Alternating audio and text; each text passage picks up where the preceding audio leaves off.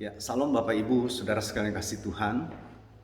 Saya percaya hari ini adalah hari yang Tuhan berikan kepada kita, dan hari ini akan menjadi hari yang lebih istimewa yang akan kita alami, karena malam ini kita akan beribadah kepada Dia.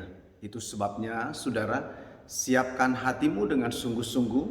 Kita mau puji Dia, kita mau sembah Dia. Mari sebelumnya kita mau berdoa. Bapa di surga, terima kasih buat saat ini, karena anugerah-Mu ada bagi kami. Kami kembali diberikan waktu dan kesempatan oleh Tuhan untuk kami memuji dan menyembah-Mu. Ya Roh Kudus, hadirlah di tengah-tengah kami. Roh Kudus, nyatakanlah kehadiran-Mu bagi setiap kami. Dimanapun kami mengikuti ibadah ini, biarlah Roh Allah melawat setiap kami. Lakukan sesuatu yang besar, lakukan sesuatu yang dahsyat dalam hidup ini saat ini Tuhan. Terima kasih Bapa. Kau pimpin ibadah ini dari awal sampai akhirnya, dan biarlah semua hanya bagi-Mu Tuhan, untuk-Mu Engkau yang ditinggikan dan dimuliakan. Terima kasih Bapa, terpujilah nama Tuhan di dalam nama Yesus. Haleluya, haleluya, amin, amin. Saudara, saya percaya kalau sampai hari ini kita ada, itu karena Dia menyertai kita, membawa kita melewati hari-hari hidup kita. Tanpa Dia, saya kira saudara kita tidak ada hari ini. Jadi mari dengan kesadaran ini kita mau bersyukur, kita mau puji dan tinggikan Dia. Haleluya. Katakan Engkau ada bersamaku. Engkau ada bersamaku di setiap musim hidupku.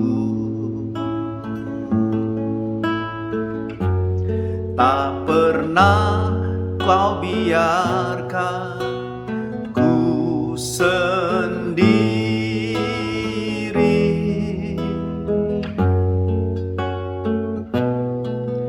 Kekuatan di jiwaku adalah bersamamu. Tak pernah ku ragukan kasih-Mu.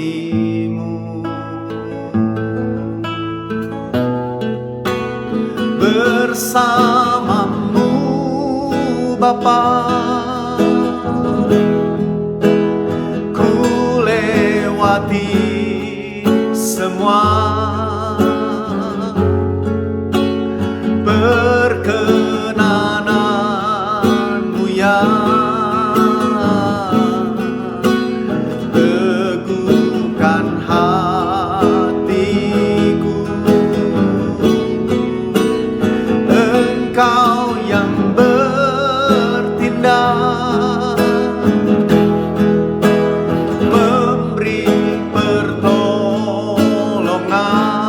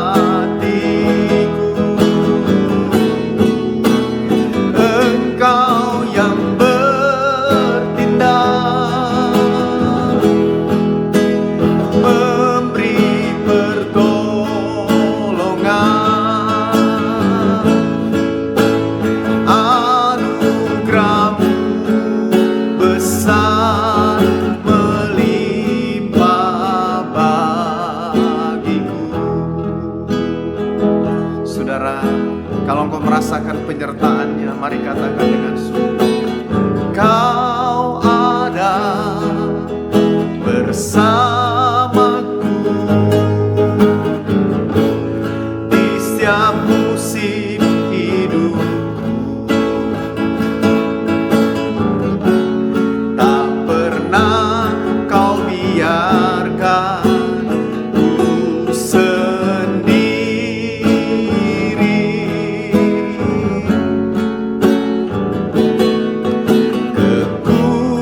Kekuatan di jiwaku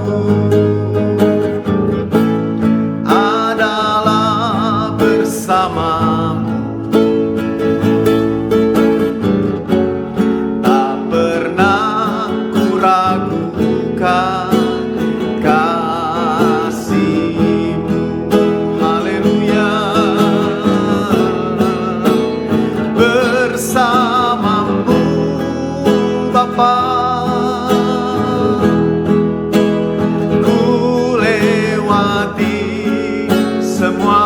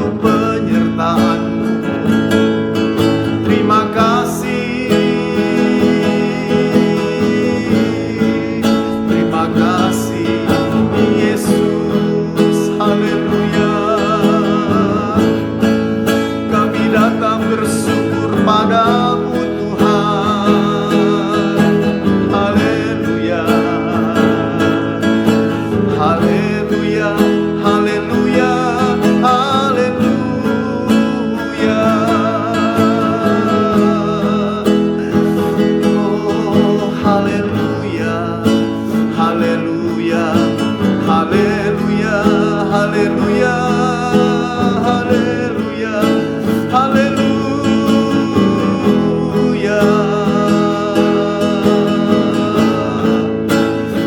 Puji Kau Tuhan, puji Kau Yesus, ku sembah Kau Tuhan. Haleluya, haleluya, haleluya, haleluya, haleluya, haleluya, haleluya.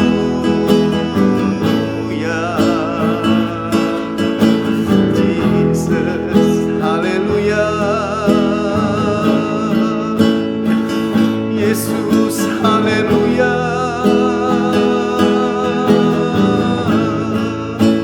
Haleluya, haleluya, haleluya, haleluya.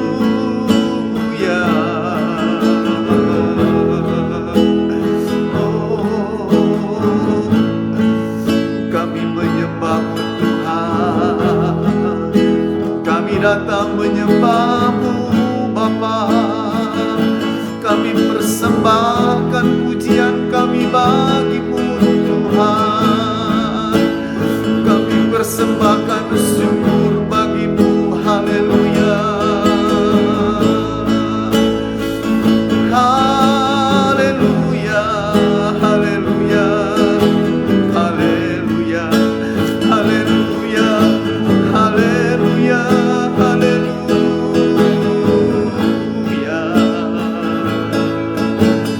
Jesus,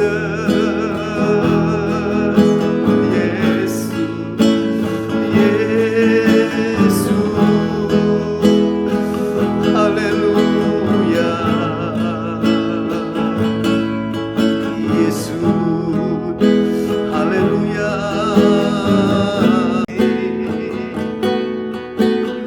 Bukan dengan kekuatanku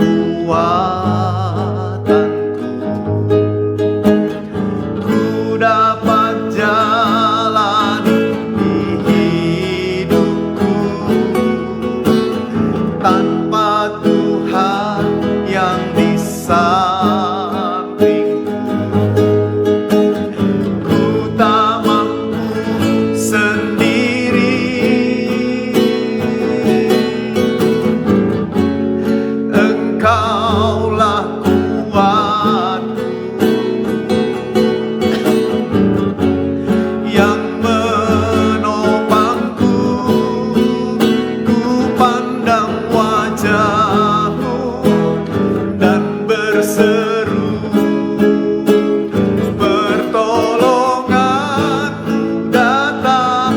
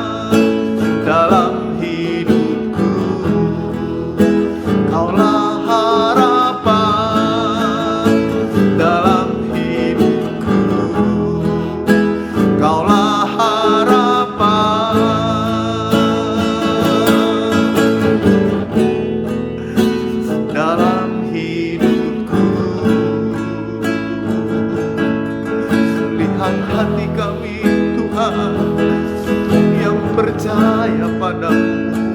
Lihat kami Tuhan yang berharap padamu Tuhan.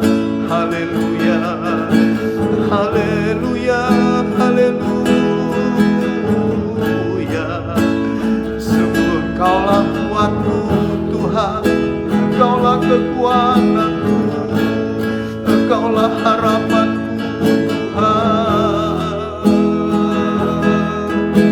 Haleluya, haleluya, haleluya. Yesus, terima kasih, terima kasih.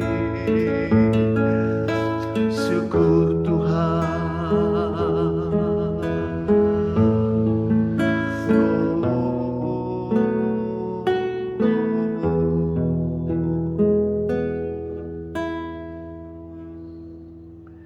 Terima kasih Bapa untuk hadirat-Mu. Terima kasih untuk kekuatan-Mu. Terima kasih buat jamahan-Mu Tuhan. Sungguh nyata hadir-Mu dalam ibadah kami malam ini. Kami sangat bersyukur dan sangat berterima kasih. Bapa, kami siapkan hati kami sekarang untuk kami terima kebenaran firman-Mu. Mari kiranya Tuhan berbicara kepada kami. Sampaikan kebenaran-Mu. Karena Engkaulah sesungguhnya mengerti kondisi keadaan kami saat ini Tuhan. Karena tidak ada yang tersembunyi di hadapan-Mu. Dan kebenaran firman ini membawa kami untuk tetap kuat. Membawa kami untuk tetap berpengharapan. Membawa kami untuk tetap teguh. Menaruh iman kami, percaya kami kepadamu ya Tuhan. Roh Kudus terus kuasai kami. Supaya setiap kata, setiap kalimat firman-Mu kami mengerti, kami pahami, dan boleh menerangi langkah-langkah hidup kami. Terima kasih Tuhan. Tolong hamba-Mu, urapi hamba-Mu untuk dapat menyampaikannya seperti yang Kau kehendaki, supaya nama-Mu yang ditinggikan Tuhan. Terima kasih Bapa. Terpujilah nama Tuhan di dalam nama Yesus. Haleluya, haleluya. Amin, amin. Salam Bapak Ibu, Saudara sekalian dikasih Tuhan. Mari kita sama-sama kembali akan melanjutkan pembahasan kita pada malam hari ini. Dalam minggu-minggu ini, Saudara, baik Eva yang hari Rabu lalu, hari Jumat, Saudara, saya atau kita semua sedang membicarakan tentang perlengkapan senjata Allah. Kita sudah membahas tentang sabuk keselamatan. Kita juga sudah membahas tentang baju sirah, Saudara. Dan hari ini saya ingin coba melanjutkan menjelaskan kepada saudara tentang kebenaran firman Tuhan, satu perlengkapan lagi yang dikatakan kasut. Ya, saya akan membacakannya bagi kita sekalian.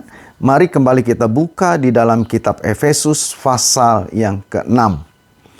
Kitab Efesus pasal yang ke-6, kita sampai saudara hari ini di ayat yang ke-15. Mari perhatikan. Efesus pasal yang ke-6 ayat yang ke-15 berbunyi begini. Kakimu berkasutkan kerelaan untuk memberitakan Injil damai sejahtera. Jadi saudara-saudara, hari ini kita akan belajar satu lagi perlengkapan senjata Allah yang namanya kasut.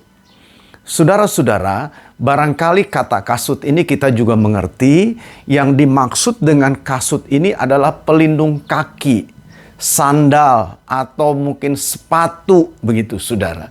Nah, Bapak Ibu Saudara sekalian, tentu kita harus membayangkannya, jangan pikir tentang sepatu pada zaman sekarang. Jangan kita berpikir sandal seperti zaman sekarang, walaupun sama-sama digunakan di kaki.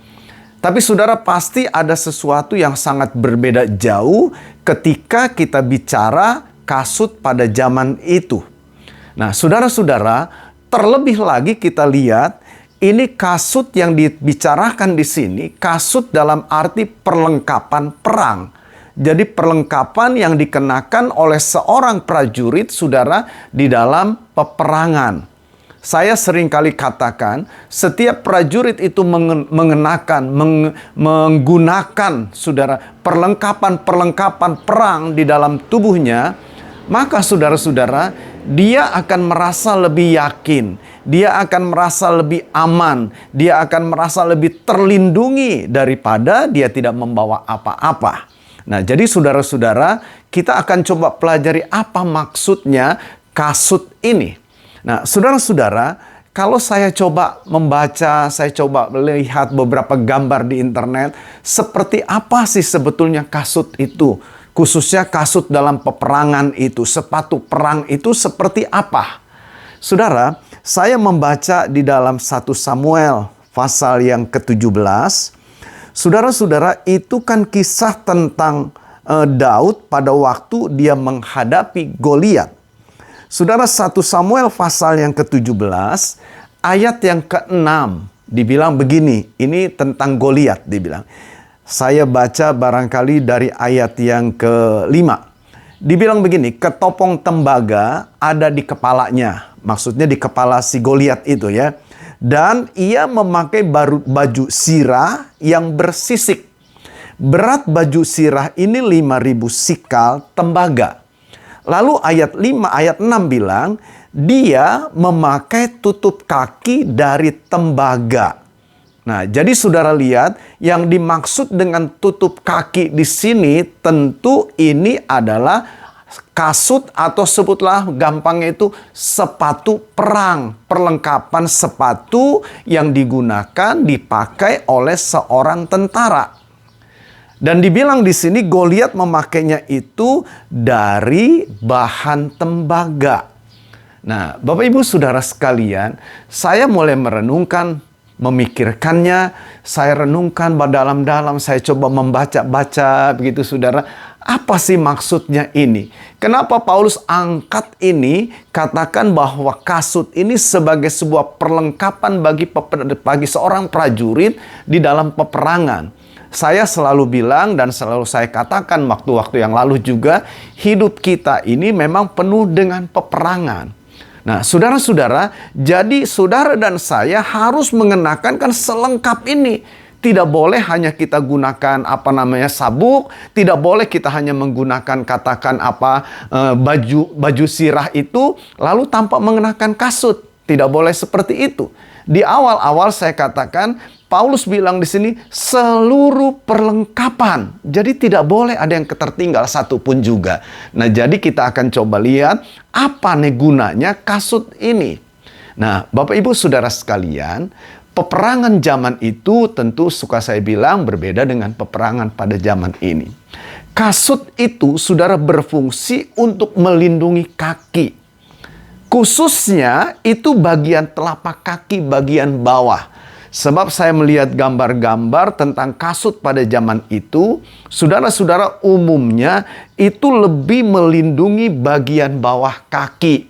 Memang ada juga saudara yang kelihatan agak sedikit menutup bagian atasnya. Tapi kelihatannya saudara itu tidak terlalu signifikan, tidak terlalu penting. Tapi yang lebih utama saudara, kasut itu digunakan saudara untuk melindungi bagian bawah kaki. Kenapa begitu, saudara? Nah, saudara-saudara begini. Rupanya di dalam peperangan zaman itu, saudara mereka juga musuh itu biasanya menaruh atau meletakkan yang namanya ranjau. Saudara tahu ranjau ya? Kita ngerti kalau saudara mungkin pernah nonton lihat film-film perang itu, biasanya tuh ranjau itu ditanam di tanah begitu saudara. Sehingga ketika orang berlari musuh berperang, lalu mereka injak ranjau itu, nah itu sudah bahaya tuh saudara. Kalau zaman sekarang kan biasa itu seperti bom begitu ya. Begitu terinjak, dia angkat kakinya, maka akan terjadi ledakan dahsyat. Pasti juga akan menyebabkan kematian. Tetapi zaman itu, tentu ketika bicara tentang ranjau itu, bukan dalam bentuk bom, bukan dalam bentuk ledakan yang besar. Biasanya, saudara, itu terbuat dari kayu-kayu yang ditanamkan, katakan ditancapkan di tanah, kayu-kayu yang dibuat sedemikian rupa runcing. Atau bisa jadi juga mereka buat itu saudara dari tembaga, dari besi lah katakan begitu, dari logam yang memang tajam ditaruh saudara di tanah itu. Jadi saudara ditaruh di tanah mungkin disembunyikan, disamarkan sedemikian rupa sehingga ketika para prajurit ini bertempur, mereka kan umumnya berjalan kaki, berlari begitu sudah. Bayangkan andai kata seorang dalam pertempuran itu tidak mengenakan kasut. Apa yang terjadi, saudara? Kakinya akan terluka, dia akan menginjak ranjau-ranjau itu, dan itu akan membuat dia tidak berdaya.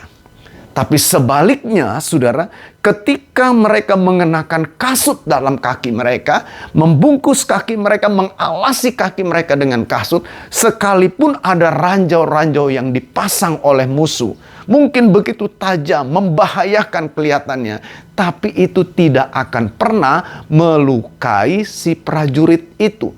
Tapi sebaliknya, saudara, dia akan menghancurkan setiap ranjau-ranjau itu dengan cara diinjak. Nah, jadi saudara-saudara lihat, kalau kita bayangkan, kita mengerti akan hal ini, betapa kita benar-benar menyadari begitu pentingnya kita menggunakan yang namanya kasut ini, menggunakan yang namanya sepatu ini, supaya kaki kita tidak terluka, kita tetap bisa berlari menghadapi peperangan ini, dan kita bisa kalahkan. Bapak, Ibu, Saudara sekalian, coba sekarang pikirkan baik-baik. Saya terus terang mau mengajak saudara begini, untuk coba kita renungkan kehidupan ini. Setiap peristiwa, setiap persoalan, setiap masalah-masalah yang terjadi ini, apakah itu sesuatu yang memang kita bilang kebetulan? Apakah memang itu sesuatu yang katakan, ya itu sih memang dasar saja orangnya seperti itu? Apa memang seperti itu, atau itu merupakan satu akibat kita menginjak ranjau yang dipasang, saudara, oleh musuh yang akhirnya menghancurkan kita? Saudara-saudara, saya akan coba mengangkat beberapa contoh di dalam kehidupan nyata maupun dalam kehidupan yang ada di dalam Alkitab. Contoh begini. Yang pertama, saya akan katakan, saudara-saudara, saya kenal seorang pemuda. Usianya waktu itu mungkin, ya kalau dengan saya dia bisa lebih tua lah, lebih tua 2 tahun. Kalau sekarang memang pasti sudah jauh lebih tua ya dari yang saya mau cerita ini. Dulu waktu dia masih seorang pemuda, saya kenal, saudara, dia boleh dibilang bisa main alat musik dengan baik. Anaknya boleh dibilang pemuda ini cinta Tuhan, ke gereja rajin, saudara, aktif luar biasa. Bahkan kalau saya lihat, semangat lah begitu, saudara. Ya, nah Bapak Ibu Saudara sekalian, pada satu hari Pak RW itu datang ke rumahnya. Ngapain Pak RW ini datang? Rupanya Pak RW mau minta tolong dia untuk bergabung di dalam Karang Taruna, khususnya ada vokal grup yang akan tampil pada acara 17 Agustusan. Jadi si Pak RW ini datang ke rumah dia dan bertanya, mengajak dia, tolong ayo kita gabung, ikut di dalam vokal grup, tolong kamu main musik, iringi itu. Saudara-saudara, sampai di sini kan tidak ada yang salah. Dia sebagai warga yang baik, dia juga menyambut akan hal itu. Jadi singkat cerita, gabunglah si pemuda ini di dalam vokal grup di RW tersebut, di Karang Taruna tersebut. Apakah itu salah? Tidak salah, saudara. Nah, tetapi saudara lihat selanjutnya, itu kan anggota-anggota vokal grup itu beda, bukan anak-anak pemuda di gereja, bukan ya, dari beraneka ragam kepercayaan lah begitu. Karena memang itu kan masyarakat yang majemuk, saudara, yang terdiri dari bermacam-macam kepercayaan di situ ada. Mereka gabung membentuk vokal grup, boleh dibilang hampir setiap hari, bahkan ya paling tidak 2 hari sekali mereka kumpul, saudara, mereka latihan, mereka berinteraksi, pokoknya kumpul sama-sama. Saudara-saudara, saya memang tidak tahu secara pasti bagaimana proses itu terjadi begitu. Tetapi yang saya lihat, saudara, karena saya kan nggak ikut di dalamnya ya, jadi saya cuma lihat dari luar, dengar cerita sedikit begitu. Tapi satu hal yang saya perhatikan, setelah 17 Agustusan itu lewat, ini si pemuda ini rupanya dia jatuh cinta dengan salah seorang anggota vokal grup yang tidak seiman dengan dia. Singkat cerita, saudara, akhirnya dia pacaran, menikahlah. Dan yang sangat memprihatinkan saya, dia tinggalkan imannya. Saya bilang dia tadinya orang yang begitu kelihatan nampak sungguh-sungguh, seperti bersemangat dalam ibadahnya kepada Tuhan. Memang dia tidak terlibat pelayanan, tapi sangat setia lah boleh dibilang begitu, sudah. Kok bisa seperti itu? Kenapa, saudara? Saya bilang saya tidak tahu prosesnya itu seperti apa. Tetapi di sana saya coba merenungkan dan saya coba pikir, kok bisa ya seperti itu? Kenapa bisa terjadi seperti itu? Nah, Bapak Ibu Saudara sekalian, saya merenungkan ini, saya melihat ini ada ranjau-ranjau yang dipasang saudara oleh si jahat melalui hal-hal yang mungkin tanpa kita sadari. Seperti saya bilang tadi, yang namanya ranjau itu disamarkan sedemikian rupa sehingga tidak kasat mata, tidak kelihatan sebagai ranjau secara jelas. Tapi ketika kita menyentuh itu bisa menghancurkan kita. Saudara-saudara, sampai hari ini saya tahu orang itu tetap mereka tinggalkan Tuhan. Saudara, kenapa bisa seperti itu? Kita bisa salahkan dia, kamu tuh tidak kuat imannya. Kita bisa salahkan seperti itu. Tapi ini fakta kenyataannya. Nah, Bapak Ibu Saudara sekalian, lalu hal yang kedua juga saya dengar cerita langsung. Waktu saya kuliah di Bandung, saudara, saya kan memang tidak full, tapi kadang-kala 2-3 hari saya tinggal di kampus, tinggal di asrama. Nah, kebetulan pada waktu itu teman satu kamar saya itu boleh dibilang orang tua. Ya mungkin lebih tua lah, seperti beda dengan saya ada sekitar 5 atau barangkali 7 tahun dia lebih tua. Jadi dia lebih senior. Nah, saya di kamar itu berdua, saudara. Memang kamar itu dikhususkan untuk mahasiswa yang sudah berkeluarga gitu kan. Jadi saya satu kamar dengan si bapak ini. Ini orang dari Jawa Tengah. Saudara-saudara, jadi kita selesai kuliah kadang-kadang suka ngobrol-ngobrol di kamar itu. Saudara, orangnya baik lah, artinya orangnya supel. Ya mau sampai hari ini pun kadang-kala kalau saya telepon dia masih tahu lah gitu, kita bisa ngobrol gitu. Saudara, dia cerita begini. Dia memang bukan seperti saya sebagai seorang full-timer pelayanan Tuhan, sebagai pendeta, bukan. Tapi dia belajar itu hanya untuk memperlengkapi pelayanan dia. Selain dia juga pelayanan, dia juga adalah seorang pebisnis, begitu saudara.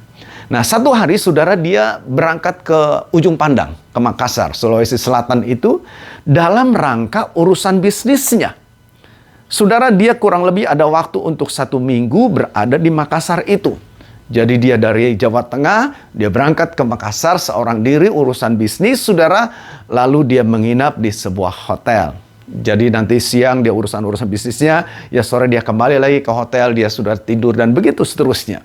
Dia cerita begini, satu hari selesai pulang urusan ketemu dengan urusan bisnisnya, dia kembali ke hotel, lalu dia ngopi, saudara, di lobi hotel itu, di restoran hotel.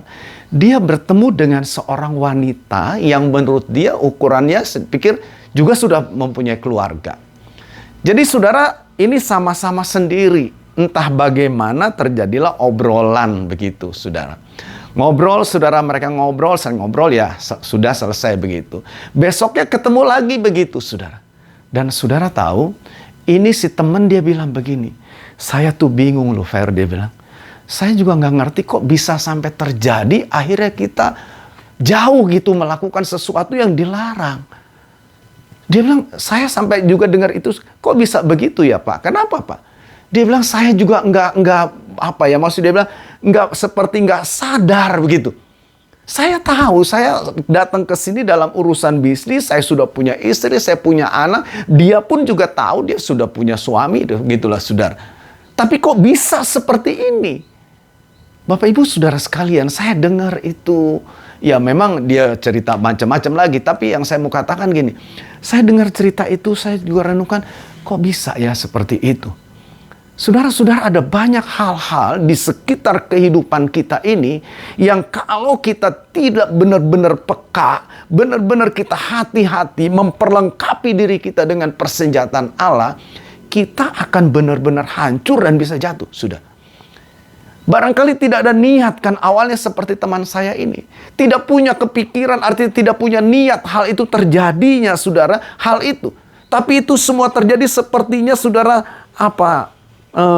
digeserlah pelan-pelan, diarahkan pelan-pelan, bergeser dan akhirnya masuk perangkap. Jadi Bapak Ibu Saudara sekalian, ini fakta, ini kenyataan di dalam kehidupan yang kita temui dalam hidup ini. Saudara lihat, kadang-kadang kita lihat, sebutlah di dalam keluarga saja. Kehancuran, keributan keluarga seringkali diawali, dipicu oleh hal-hal yang sebetulnya Kalau kita mau pikir secara dewasa, pikir secara normal, itu tidak harusnya menghancurkan. Tapi dalam kenyataan kita melihat justru itu menghancurkan. Saya kasih contoh satu lagi. Ada seorang saudara punya bersahabat baik. Ya. Satu hari ini sahabat, sebutlah si A dan si B. Si A ini dia datang mengunjungi ke si B dengan maksud ingin berbicara, ada sesuatu hal yang mau bicarakan. Mereka ini sahabat karib, mereka sahabat baik. Jadi berangkatlah si A menuju ke rumah si B, lalu terjadilah pembicaraan, obrolan begitu. Saudara ngobrol, yang nggak tahu lah ngobrol ke sana kemari, mungkin juga ada yang diobrolkan sehubungan dengan tujuan datang ke situ. Tapi apa yang terjadi, saudara? Dalam obrolan itu, ya, saudara entah mungkin salah ngomong atau apalah begitu, saudara. Tiba-tiba mulai terdengar nada yang mulai tinggi, begitu, saudara. Jadi mulai tinggi, akhirnya meledaklah dan terjadilah sebuah perdebatan yang berujung akhirnya keributan. Memang tidak terjadi keributan secara fisik saling pukul, tidak. Tapi saudara terjadi sebuah ketegangan yang akhirnya masing-masing merasa diri terlukai. Merasa diri dilukai. Saudara-saudara, saya dengar itu, saya perhatikan kok bisa begitu ya. Saudara, kenapa bisa seperti itu? Kita kadang-kala bingung melihat itu. Dan barangkali kalau saudara dengar cerita, saudara bilang, kenapa sih kok bisa sampai ribut seperti ini? Kenapa kok bisa jadi seperti ini? Kadang-kala kan kita berkata, ini nggak harusnya bisa jadi hancur seperti ini. Tapi terjadi, saudara. Kenapa bisa seperti itu? Bapak Ibu Saudara sekalian, kembali kepada apa yang sedang kita bahas. Inilah akibat daripada orang tidak mengenakan kasut itu. Saudara, kita tidak tahu di mana ada ranjau-ranjau dipasang oleh musuh. Kita tidak tahu, saudara, di mana mereka pasang itu.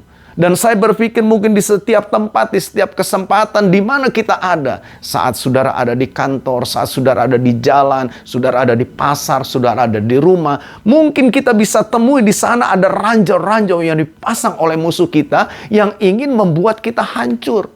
Dan itu seringkali tersamarkan dengan segala sesuatunya dibuat sedemikian rupa. Itu sebabnya, saudara, sekali lagi saya mau bilang, kenakanlah kasut ini. Biarlah ini tetap melekat di kaki kita sehingga kita dapat terus melangkah dengan aman, bahkan mencapai kemenangan. Nah, Bapak Ibu Saudara sekalian, sekarang kita coba akan pikirkan, renungkan lebih lanjut, apa sih ini maksudnya?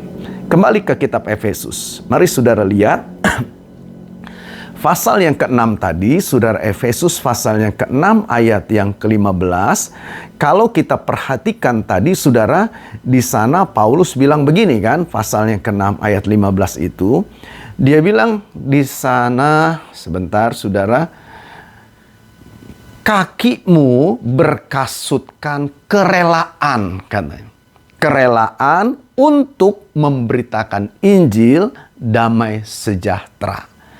Jadi saudara, Paulus menjelaskan di sini supaya kaki kita ini mengenakan kasut, dan kasut itu namanya kerelaan.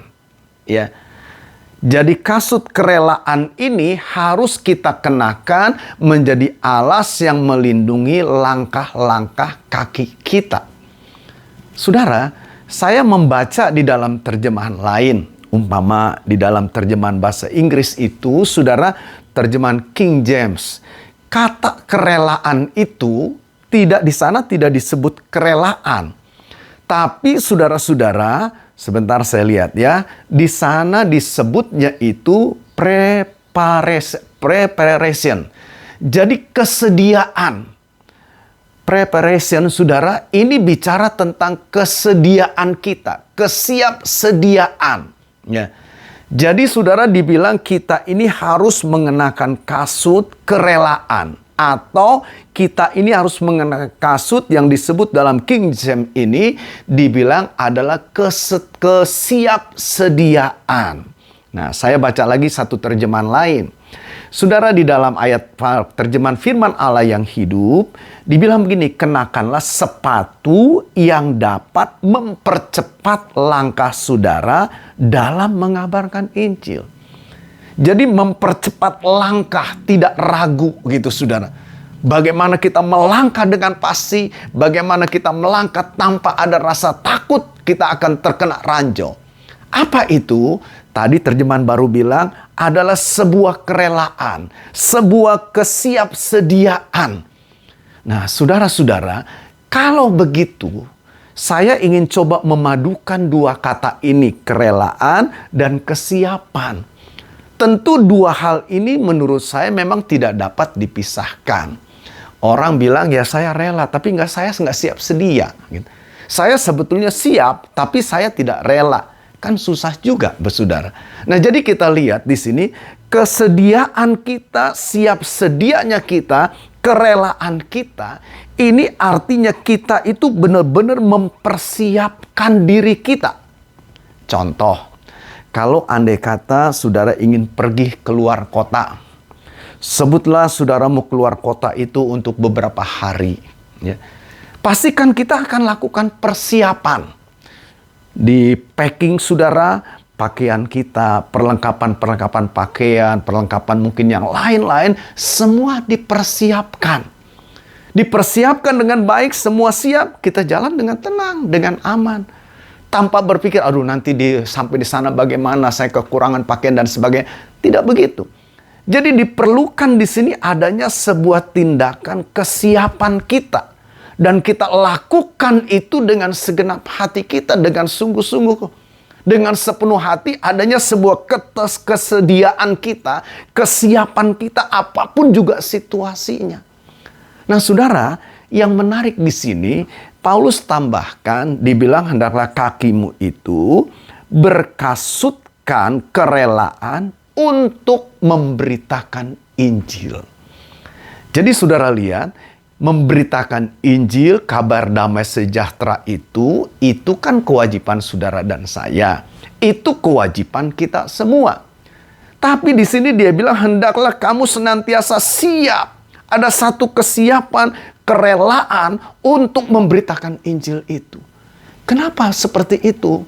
Sebab ingat saudara, hidup kita ini kan Alkitab bilang kita ini adalah Injil yang terbuka. Semua orang bisa lihat.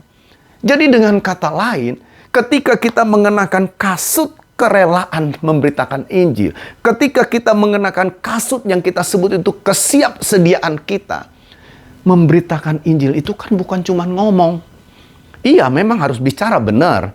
Tapi bukan hanya sekedar sebuah pembicaraan, bukan hanya sekedar sebuah kata-kata yang kita ucapkan dari mulut kita.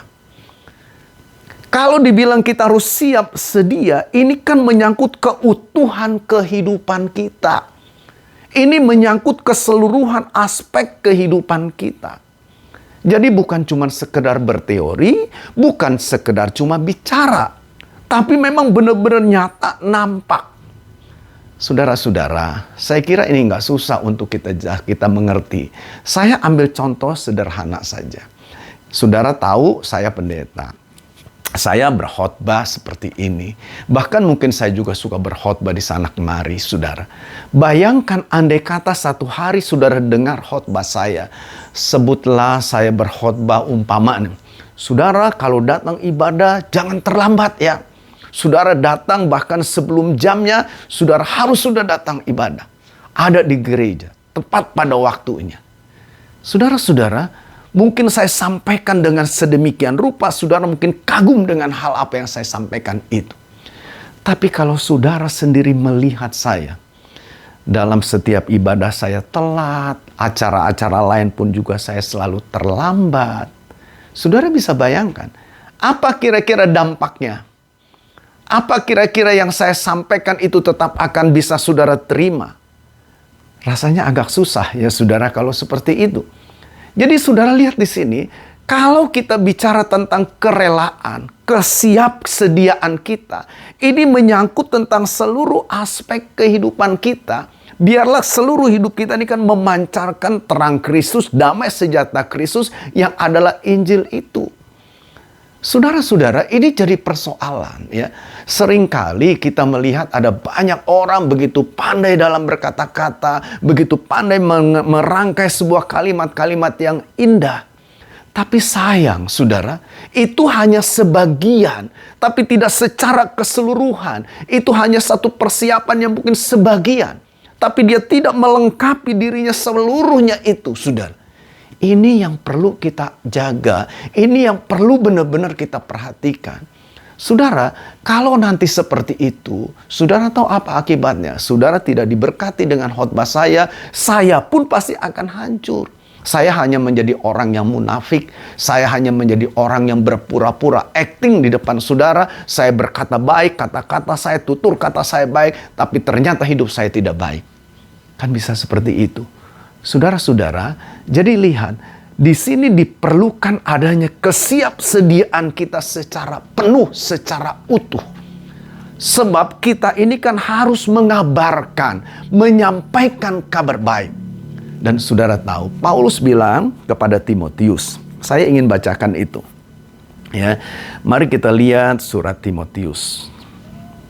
Sebentar, saudara, pasal yang keempat. Ya, saudara, pasal yang keempat 2 Timotius, saudara lihat ayat yang kedua.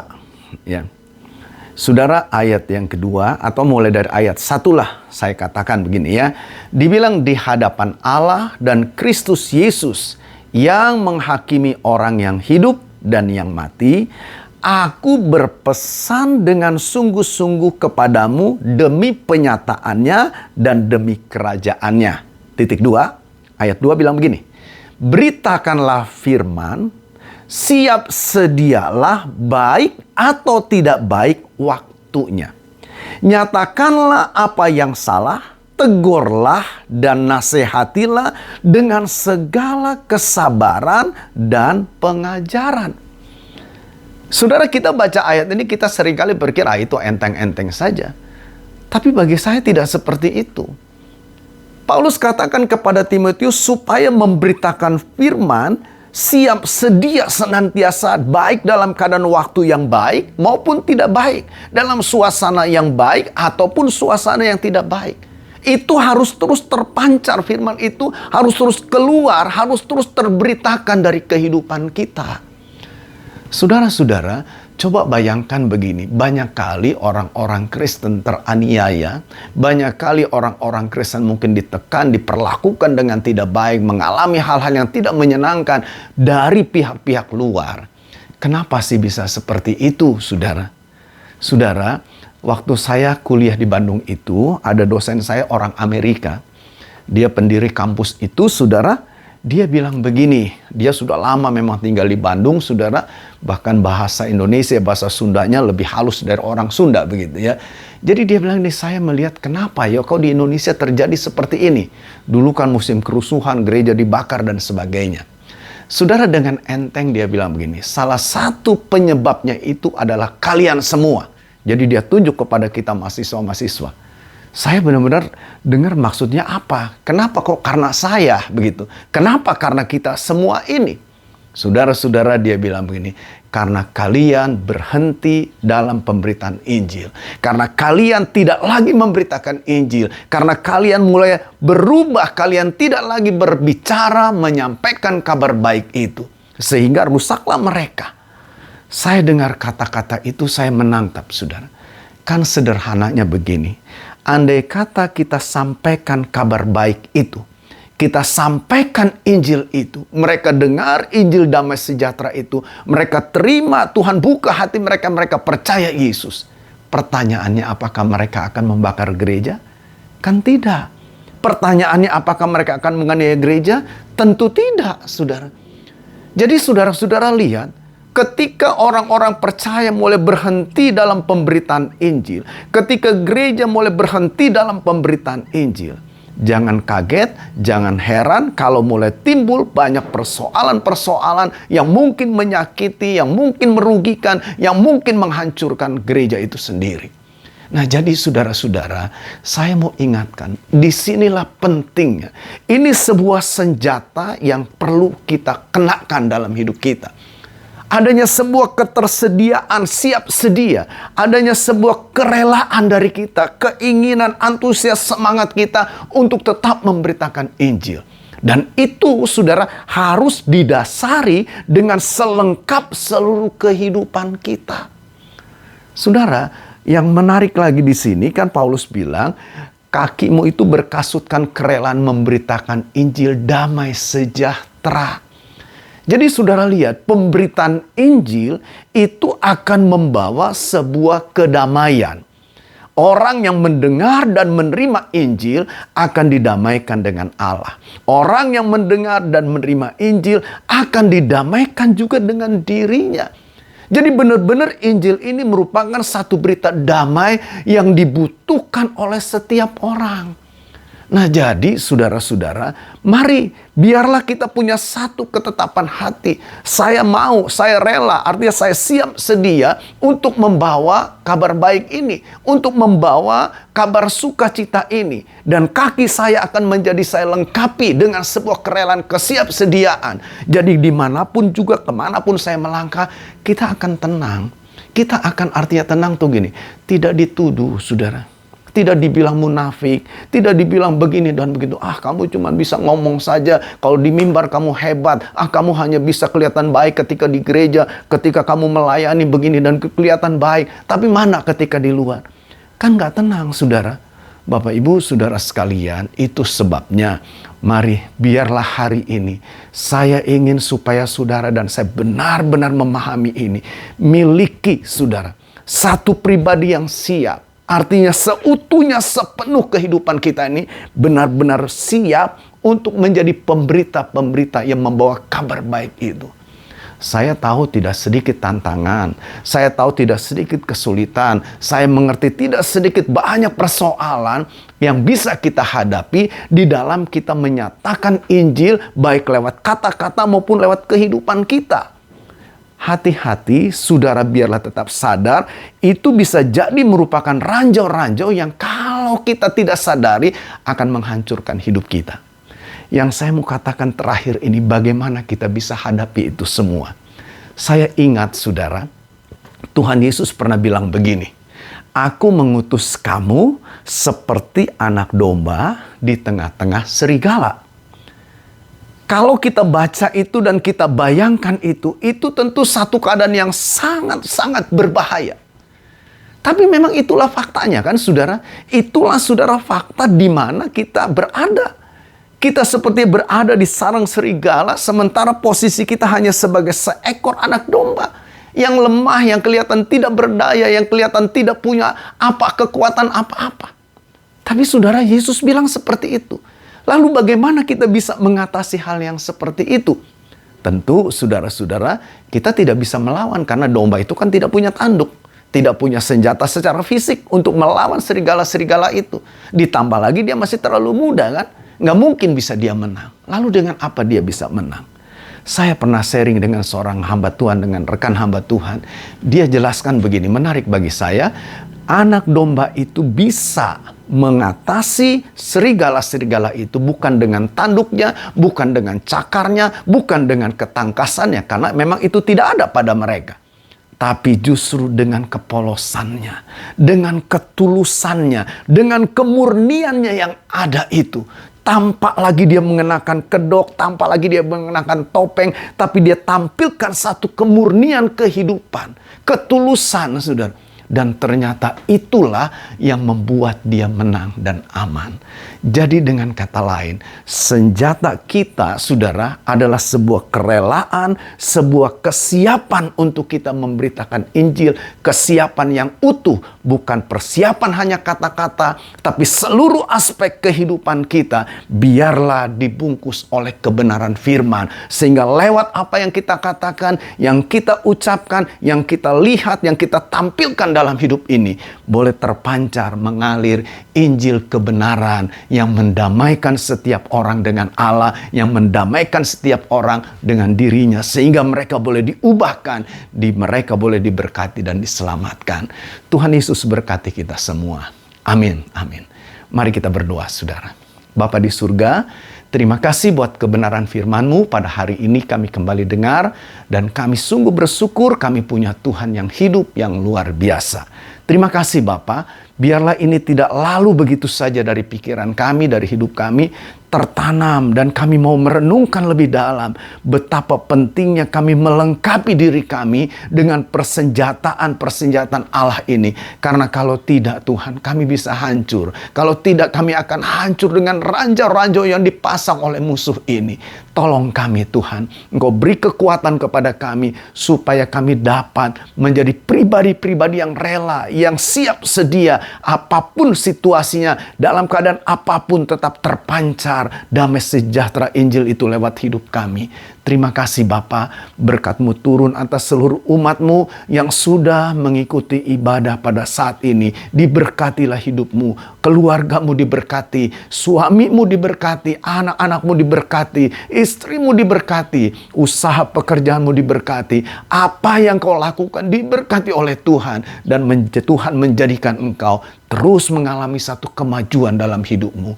Terima kasih Bapa, biarlah damai sejahtera-Mu penuh melimpah atas kehidupan umat-Mu. Terima kasih Tuhan, kami juga doakan, kami berdoa untuk teman-teman kami yang tidak dapat bergabung bersama kami.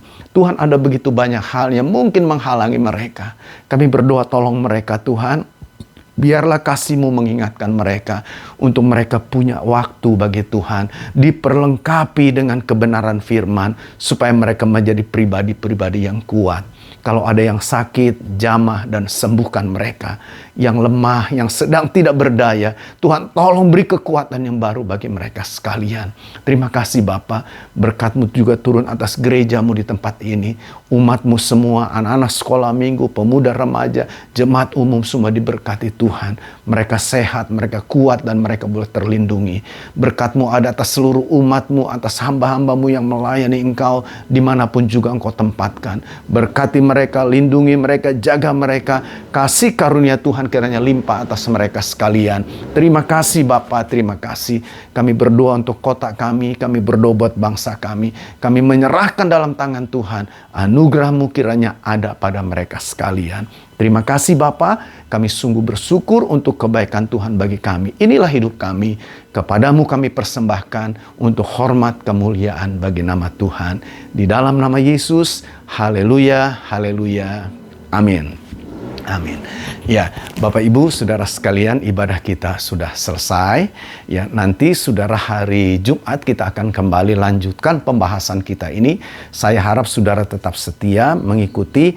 Dan saya kerindu Saudara bukan hanya sekedar kita setia ikuti, tapi renungkan baik-baik, terima ini dengan sungguh-sungguh. Dan Saudara, saya yakin ketika kita lakukan ini, kita akan tetap menjadi pribadi yang kuat dan berkemenangan. Ya, jadi mari Saudara juga mungkin bisa libatkan teman-teman Saudara yang lain untuk sama-sama bisa bergabung. Ya, Saudara mungkin sudah tertinggal, Saudara bisa lihat mungkin di channel YouTube GB Kuningan tentang renungan-renungan yang lalu-lalu, ya, sehingga kita bisa ikuti itu secara lengkap. Nah, baik Saudara, lalu nanti hari Minggu kita juga akan ibadah, Saudara jam 8 pagi, lalu ada ibadah online sekolah Minggu jam 9:30, ada ibadah sore jam 5 sore. Saya harapkan Saudara bisa hadir dengan menerapkan protokol kesehatan, ya.